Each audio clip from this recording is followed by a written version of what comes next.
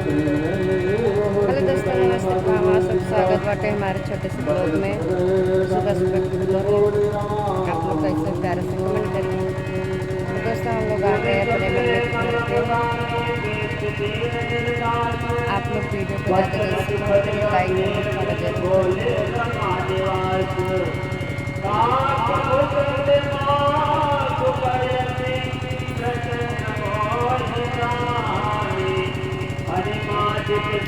और इधर जनरेटर चल दोस्तों, देख सकते